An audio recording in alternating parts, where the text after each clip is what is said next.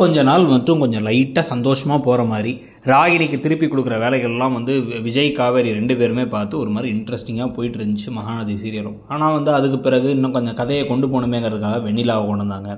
அதுக்கப்புறமா காவேரியுடைய மூளையை கழட்டி தூக்கி போட்டாங்க. அந்த பக்கமாக அந்த லாஃப்ட்டில் போடுவாங்கள்ல, அந்த மாதிரி ஏதோ தூக்கி போட்டாங்க. இப்போ அதனால் என்ன ஆகிடுச்சு அப்படின்னா வந்து வெண்ணிலாவை கூட்டினதுக்கப்புறமா வெண்ணிலாக்கிட்டே போய் பேசுகிறேன்னு பேசி அவங்கள கோவப்படுத்தி அவங்க வந்து ஏற்கனவே புத்தி ஒழுங்காக இல்லாத ஒருத்தங்க அவங்க என்ன பண்ணாங்கன்னா இவங்கள பிடிச்சி தள்ளி விட்டு இதில் அவர் என்னன்னா வந்து மைண்ட் வாய்ஸ்லையும் அவங்க கண்ணு முன்னாடி வருத்தப்படுறாங்க காயப்படுறாங்கிறத டாக்டர்கிட்டலாம் சொன்னார் விஜய். ஆனால் வந்து தன்னோட மனைவியோட வருத்தத்தை வந்து போக்குற மாதிரி வார்த்தையை சொல்லாமல் சர்ப்ரைஸ் காமிக்கிறதா முக்கியம் அப்படின்னு சொல்லிட்டு ஏதோ வந்து இந்த ப்ராங்க் பண்ணுற யூடியூப் ஷோலாம் இருக்கும்ல, அந்த மாதிரி ஷோ பண்ணுற ஆள் மாதிரியும் இந்த சர்ப்ரைஸ் பண்ணுறதுனே சில கம்பெனிஸ் இருக்கும், அதுவும் அந்த கம்பெனியில் வேலை பார்க்குற மாதிரி நடந்துகிட்டு இருந்தார். தவிர விஜய் வந்து கொஞ்சம் கூட மெச்சூர்டாக ஒரு விஷயத்தை யோசிக்கவே இல்லை.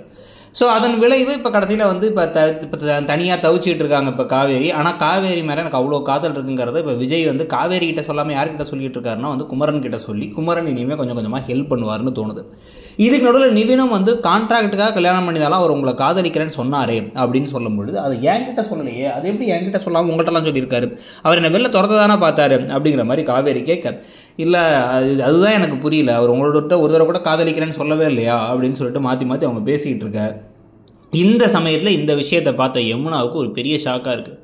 ஏற்கனவே நம்ம வந்து நிவினோட மனத்தில் கிடையாது, நிவினை கட்டாயப்படுத்தி ஏமாற்றி பிளாக்மெயில் பண்ணி நான் வந்து உயிரையே விட்டுருவேன்னு சொல்லி மிரட்டி தான் கல்யாணத்தை பண்ணியிருக்கோம். இப்போ கடைசியில் அக்காவும் வேற வந்து கல்யாணம் பண்ணாமல் இருக்கா, அக்கா இந்த வீட்டில் இருந்து நிவினும் அக்காவும் பேசிக்கிட்டு இருந்தால் அப்படியே அவங்க திருப்பி ஒன்று சேர்ந்துப்பாங்களோ அப்படின்ட்டு வாழ்க்கை ஃபுல்லாக அந்த கலைஞர் சொன்ன ஒரு வசனம் ஒன்று இருக்கும், அதாவது என்னன்னா வீரனுக்கு ஒரு முறை தான் சாவு, கோழைக்கு ஒவ்வொரு முறையும் சாவுன்னு சொல்லிட்டு. அந்த மாதிரி வந்து இப்போ யமுனா மாதிரி ஒரு ஆட்களுக்கு கொஞ்சம் கூட நன்றி கடன் இல்லாத, அதே சமயத்தில் சுயநலம் மிக்க, எல்லாத்துக்கும் பயந்துட்டு, ஏன்னா வந்து நமக்கு தகுதி இல்லாத ஒரு விஷயத்தில் நம்ம ஆசைப்பட்டு கடைசியில் இழுத்து பிடிச்சி வச்சுருக்கோம். அதனால் வந்து பயந்துட்டே இருக்க, அதனால இப்போ சந்திராவும் என்ன பண்ணுறாங்க அப்படின்னா வந்து சீக்கிரம் வீடு மாற்றி வேறு வீட்டுக்கு போகணும்னு கிளம்பி போகிறாங்க. அதெல்லாம் பற்றி நீங்கள் என்ன நினைக்கிறீங்க அப்படிங்கிறத சொல்லுங்கள். இந்த கதை எப்படி போகுது, இதுக்கப்புறம் எப்படி போனால் பெட்டராக இருக்கும், கதை இன்னும் ரொம்ப நாள் போகுதுங்கிற மாதிரி தெரியுது, அதை பற்றி கருத்தை சொல்லுங்கள். தேங்க்யூ.